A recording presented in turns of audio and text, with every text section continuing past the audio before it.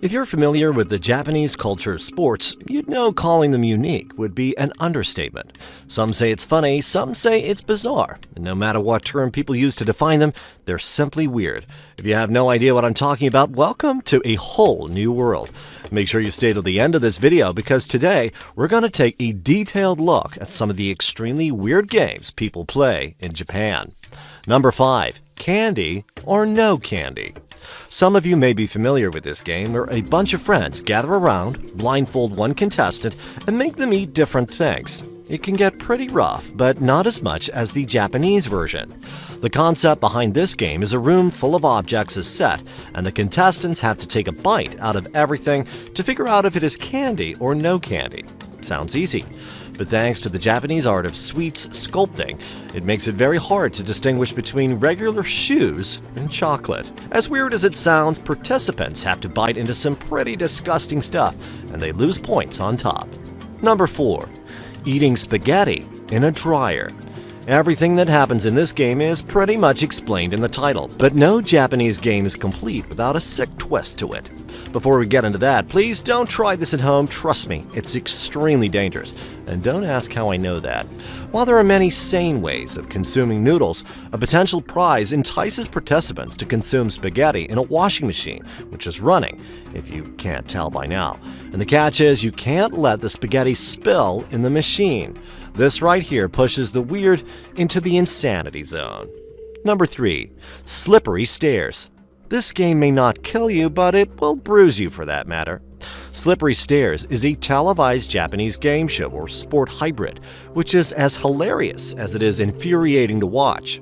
It's a bunch of Japanese comedians dressed in tight-fitting colored outfits, all competing to reach the top of the seriously lubricated stairs.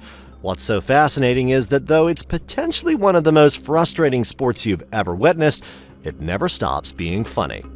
Number 2. Pillow Fight Tournament.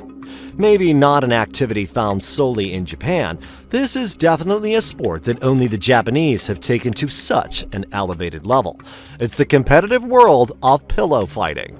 Known as the very formal Pillow Fight Tournament created by the All Japan Pillow Fighting Association, this tournament is like dodgeball, but instead of balls, you're using special tournament-grade pillows.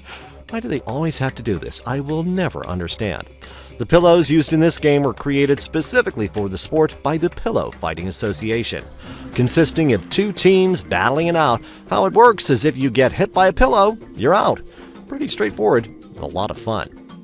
Number 1. Spread the legs. I personally would never understand if it's the pain or the expressions that make people laugh about this game. Mostly based around girls, the participants have sat on a specifically designed piece of equipment. One woman straps the participating woman's legs to the machine and starts spreading them apart. Flexibility is your only advantage for winning at this game. If you quit due to pain, which I can imagine it hurts a lot, you lose.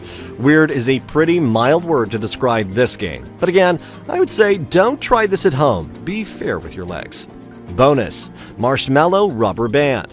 When I first heard of this game, it was hard for me to get my head around it. What exactly the curator had in mind when he came up with the idea of a marshmallow rubber band. The contestants put one or many rubber bands around their heads and try to catch a marshmallow hung by a string with their mouths. And there's no way it doesn't hurt. But pain equates humor in most of the games played by Japanese. That much is clear. So here it is, guys. I hope you enjoyed today's video. Drop a like on this video and make sure you subscribe for more. And I'll see you in the next one.